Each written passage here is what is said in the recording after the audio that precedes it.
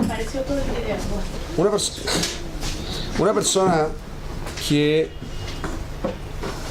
cocina, una persona que come, una persona que toma un objeto, vimos que en función del tipo de objeto podría tener un impacto sobre el objeto.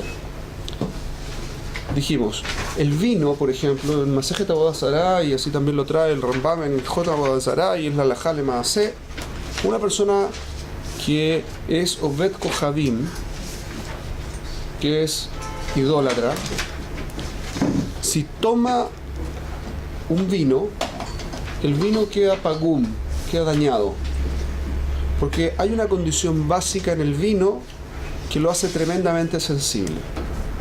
Antes de entrar en la explicación puntual, primero hagamos una pequeña escala. Cuando una persona, se hizo un experimento, esto es un experimento famoso, muy New Age, pero es un buen experimento solamente para poder mostrar el punto. Cuando una persona bendice una cosa, se ha notado en cristalografía, se ha notado que efectivamente hay un cambio en la cosa. Cuando una persona maldice una cosa, también se produce un cambio que es sensible sobre la cosa. Y eso, independiente de cómo...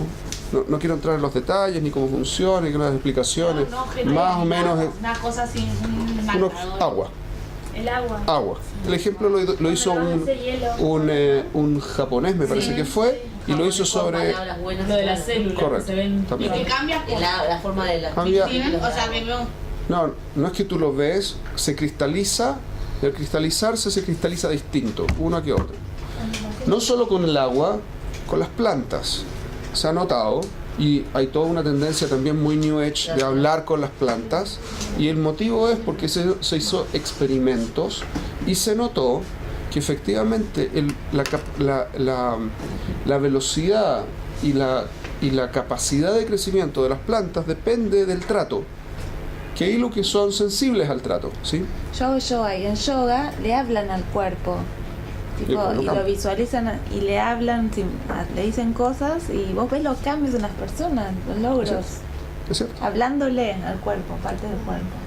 Pero ahí podríamos nosotros, es un... Sí, como elongate, risa, no, te digo. Pero hay una... Logran cosas con el Es cierto, cuerpo. es cierto. De hecho, hay métodos, si alguna de ustedes tiene problemas para dormir, por ejemplo, una persona que tenga problemas para dormir, ahí se está refiriendo, por ejemplo, un ejemplo que todos podemos ejecutar. Mi mamá me lo enseñó cuando yo tenía no sé, 6 años, una cosa así, 7 años, 8 años, no sé. Y me decía, si no te puedes quedar dormido, quédate tranquilo y empieza a pensar. Primero la punta de los pies. Relaja la punta de los pies. Y uno se va relajando paso a paso, parte por parte del cuerpo de a poquitito, y uno siente como el cuerpo efectivamente se va relajando. Ahora, no es tan bueno ese ejemplo como otros ejemplos, porque es muy fácil atribuirlo a tu control mental del lugar, y producto de eso, en realidad no es que la cosa cambia, yo hago que la cosa cambie. Y es una cosa más psicosomática, si quieres. En los otros ejemplos que traje, tanto las plantas como, ni que hablar los animales, pero las plantas, incluso las cosas inertes, se ha notado que sí existe algún tipo de impacto en función de lo que uno dice. Si lo que uno dice tiene impacto, obviamente es factible que también tenga un impacto lo que uno hace y lo que uno toca. El poder de la palabra. No, ahora el poder del contacto. Estamos en eso. Llámalo como quieras. No quiero entrar en temas muy New Age porque no es la cabana. Me pongo un poco nervioso con esos temas yo. Sí, no confundir, por favor. Entonces lo que quiero mostrar solamente es un punto. Obviamente, si yo hacer el supuesto que no pasa nada es un supuesto razonable, pero no tienes pruebas a menos que puedas probar que no pasa nada. Y esto es algo bastante más sólido intelectualmente.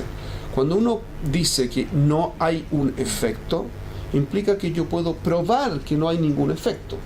Cualquier efecto que yo pueda mostrar por mínimo que sea, destruye mi supuesto que no existe efecto. ¿Se entiende el punto? Entonces, intelectualmente es mucho más razonable partir del supuesto que nuestro contacto con las cosas sí tienen un efecto, que partir del supuesto contrario, que es que no tienen efecto. Obviamente, eso pasa por suponer que si hay un efecto, el efecto no es físico directo, es un efecto espiritual de algún nivel, lo que sea que espiritual signifique. ¿Okay? Entonces, Jajamín, Tiknú, que los sabios decretaron que un vino tocado por una persona que es un idólatra es un vino que no es apto para ser tomado. No apto significa lo kasher. Así se dice, no es apto. Lo kasher. ¿Por qué no? Este es el segundo punto importante para recordar de hoy. ¿Qué es lo que significa que una persona es idólatra? Una persona que ¿Qué significa que una persona es idólatra? No necesariamente. Que tiene algo antes de Dios.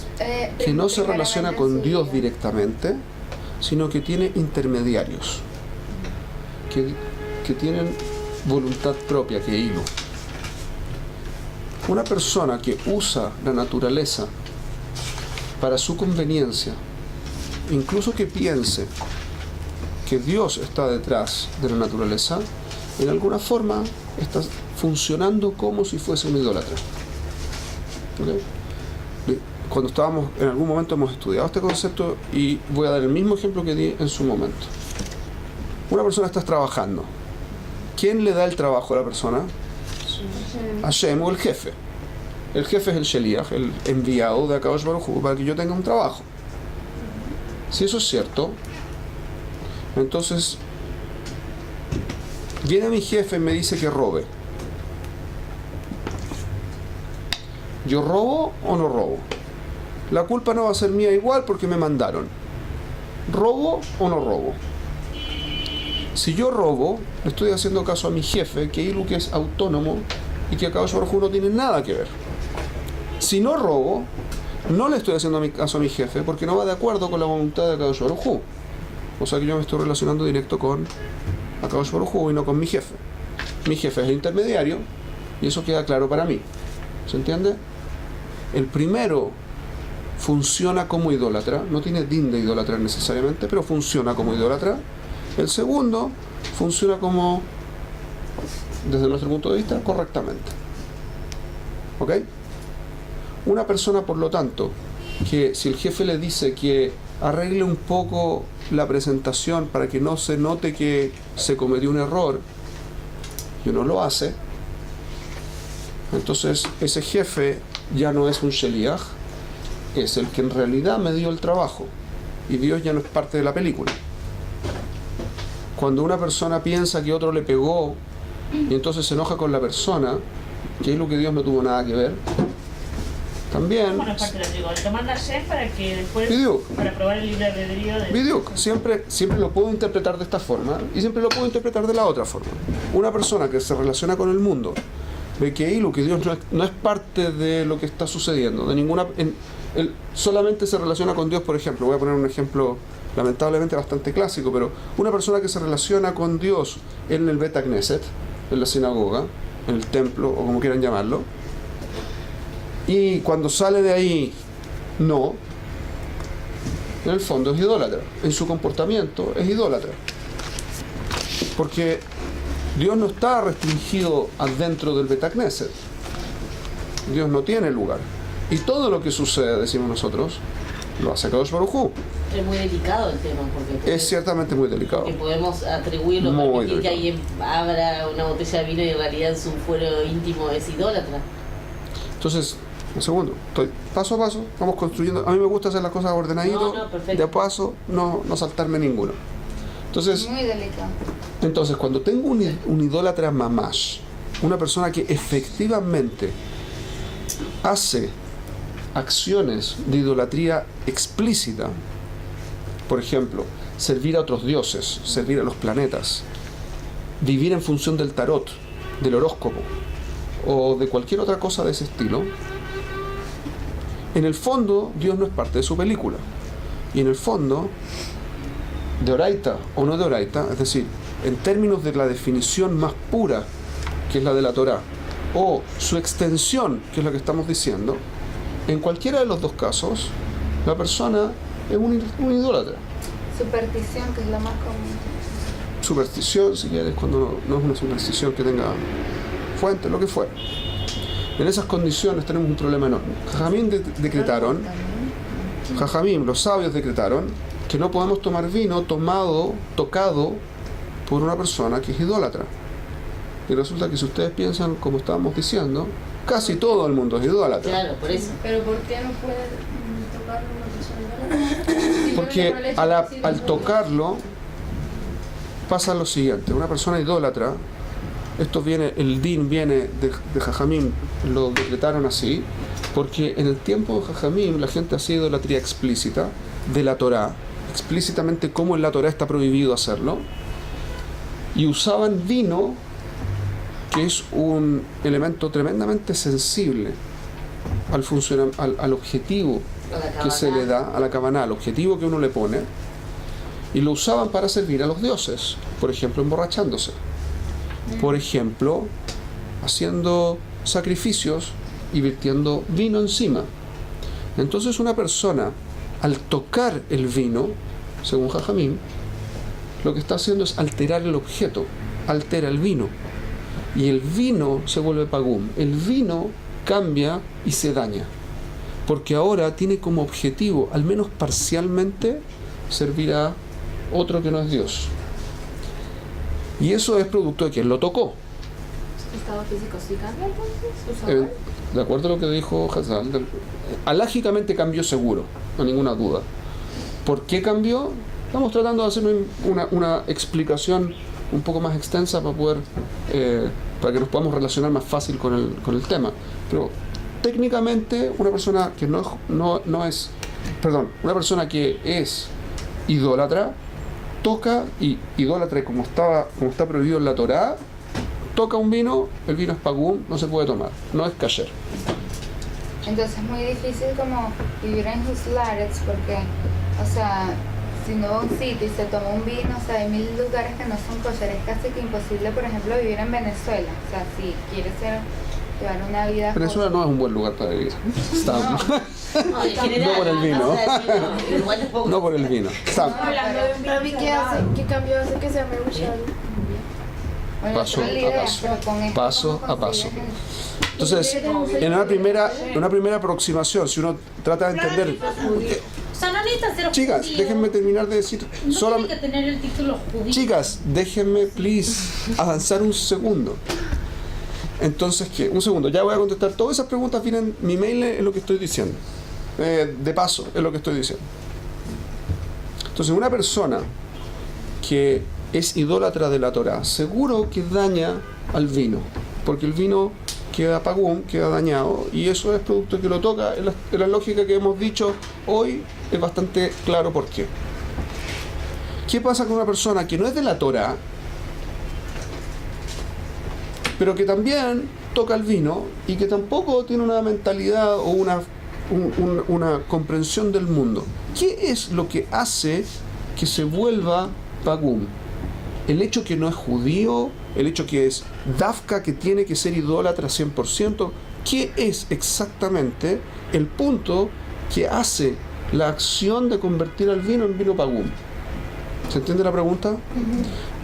Porque si solamente es cuando se hace servicio al Baal, por ejemplo, ya no queda nadie que sirva al Baal. Baal era una idolatría que era fundamentalmente del norte de Israel, de la zona de Armenia hoy y del norte de Israel, que en algún momento tomó a todo Am Israel, pero a todo el reino del norte, y finalmente se convirtió en un tremendo problema contra el cual estuvo peleando Eliyahu Naví.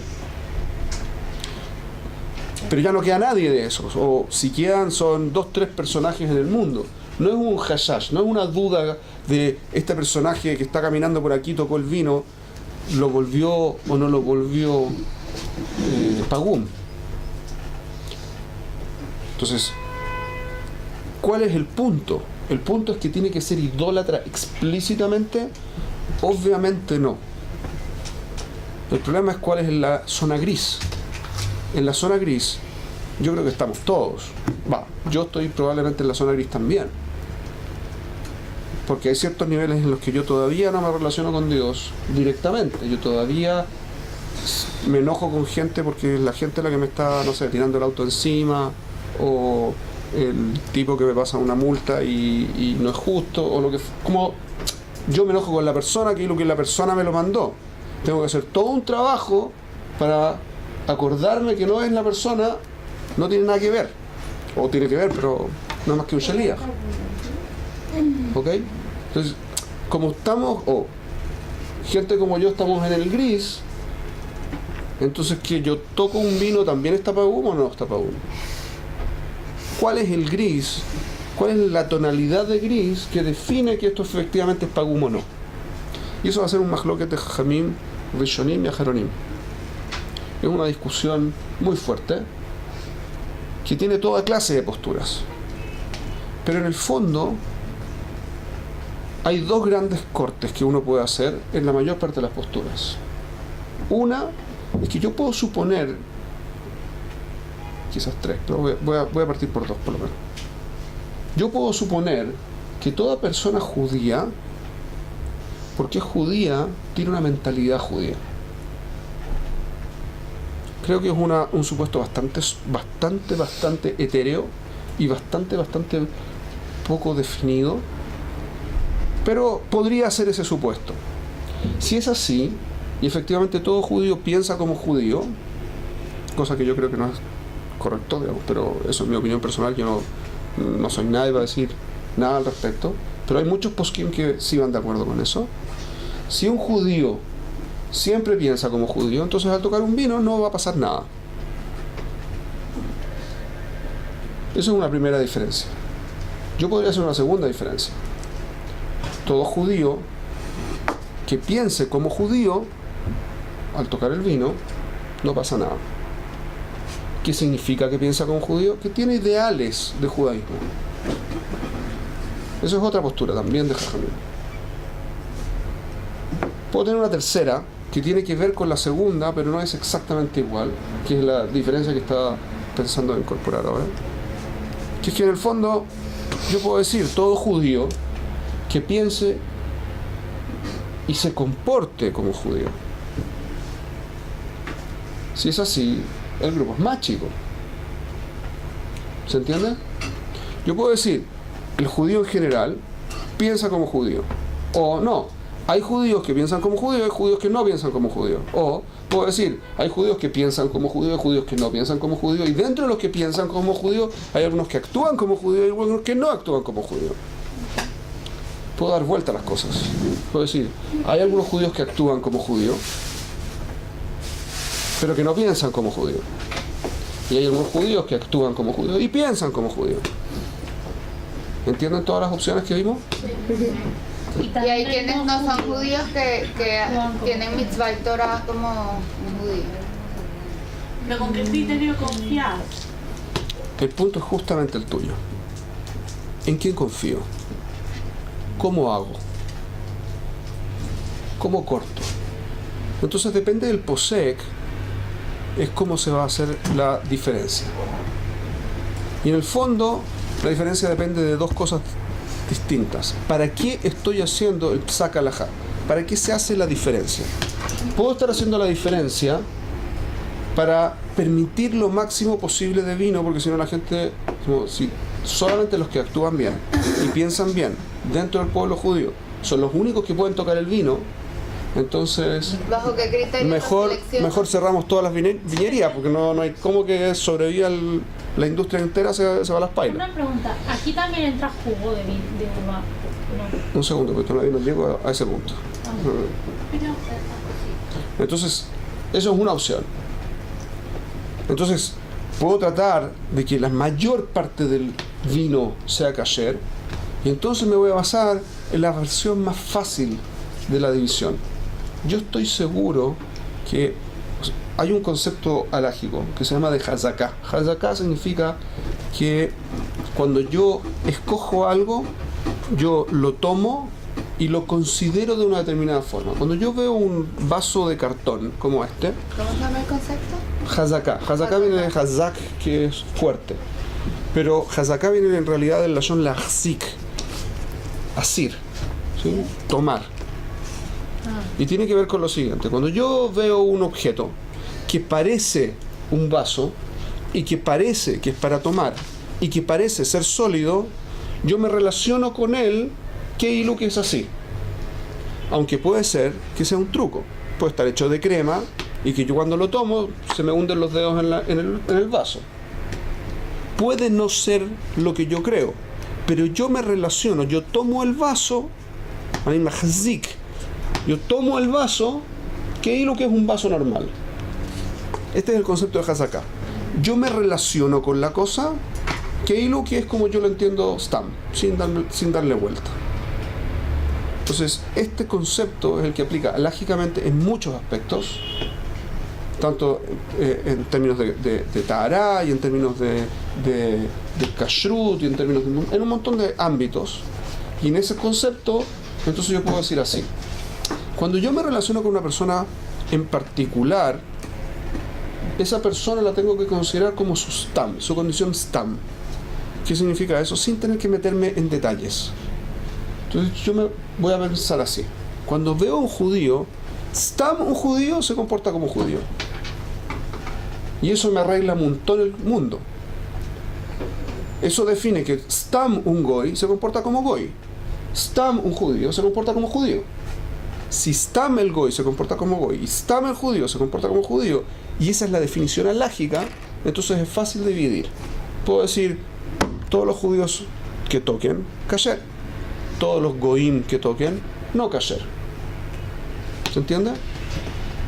No me relaciono ahora con la persona a nivel individual, me relaciono con el conjunto y digo, esta persona es del conjunto. No estoy pensando que la persona necesariamente es, pero en términos de alajá funciona como si fuera. ¿Se entiende? ¿Y en qué estatus quedarían los...? Por lo tanto, no es un juicio sobre la persona, nunca fue un juicio sobre la persona. Ni para positivo, ni para negativo. Es simplemente una relación alágica, una forma en que yo, animachzik et haolam, como yo me agarro del mundo para entender el mundo. Pero ¿cómo puede ser que con algunas cosas es todo tan estricto y con esto, bueno, está? O sea... Déjame ir siendo más estricto a medida que va pasando el rato, porque si no, esto no termina más. ¿Qué cosa qué? A lo mejor porque en el fondo, aunque tenga cosas de idolatría, siempre creen en Hashem. ¿Quién? Cualquier judío, no sé. No necesariamente. Hay muchos judíos que yo conozco incluso, lamentablemente, que no creen que Dios existe. Hay muchos que creen que... Da lo mismo. Otras cosas. No me voy a meter en detalle. Y aparte me están grabando, así que peor todavía.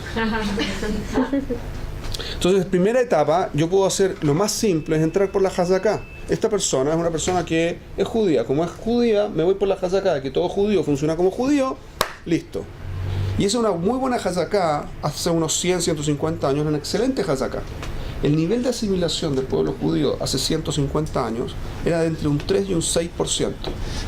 Así que si yo me acercaba a un judío, en general los judíos cumplían, no hay ningún problema. Había uno que otro por aquí y por allá que no, pero en general yo podía partir del supuesto que cumplía. ¿Hasta aquí es claro? Entonces no hay ningún problema. Y la halajá quedó así. Stam, una persona judía, se considera que si toca el vino, funciona. Stam, una persona que no es judía, no, de nuevo, no es por la persona, es porque es parte de la Hazaká. La Hazaká implica que la persona, independiente que no lo sea él en particular, yo me relaciono con él, que es lo que es un idólatra, y por lo tanto, pagum, En no eso se puede. se basan los reformistas. También. Hay mucha gente que se basa en eso, no solamente los reformistas, también hay gente ortodoxa que se relaciona así. De hecho, es la halajá stam de la halajá, funciona así. A continuación yo puedo ser un poquitito más estricto. Y puedo decir, no, a mí no me importa tanto la hazaká, yo quiero ver que la persona cuando toca, BM no le haga ningún daño. El stam lo voy a considerar igual, pero me voy a hacer más estricto porque incluso de aquellos que podrían tocar, en principio, con la primera forma de entenderlo, puede haber alguno que sea idólatra. Y cuando toque el vino, ¡pagum! Entonces voy a hacer que sean solamente aquellos que cumplen con los 13 principios del Rambam, que tienen visión judía del mundo. Y entonces queda un porcentaje, lamentablemente hoy bastante reducido, pero en su tiempo no era tan reducido.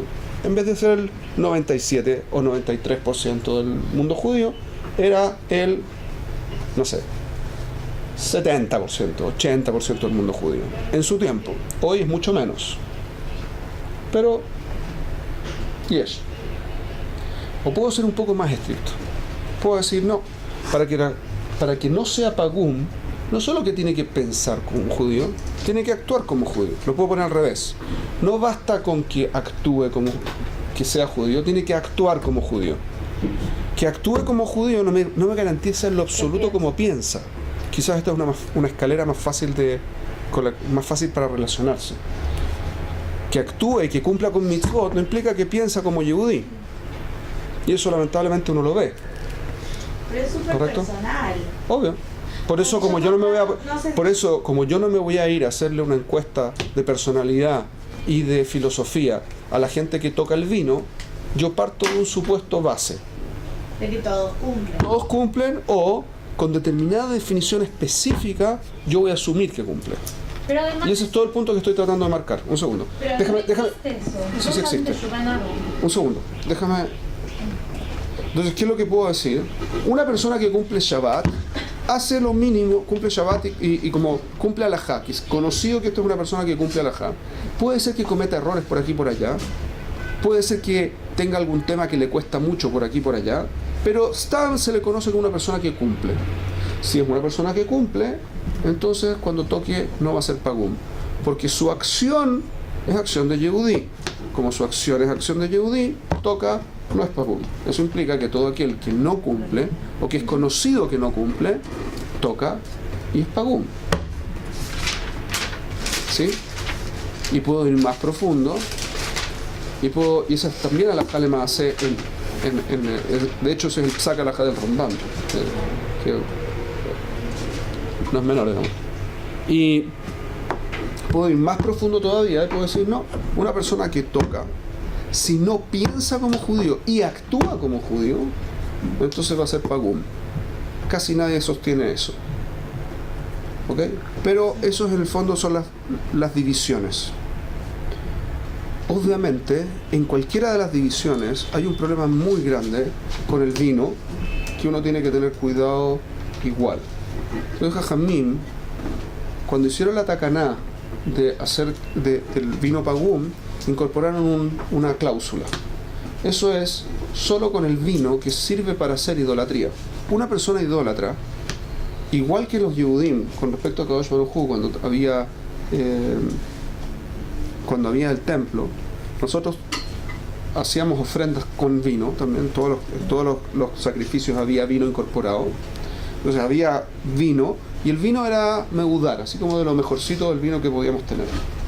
De la misma forma, los idólatras, cuando hacían servicio de idolatría, también llevaban de lo mejorcito del vino.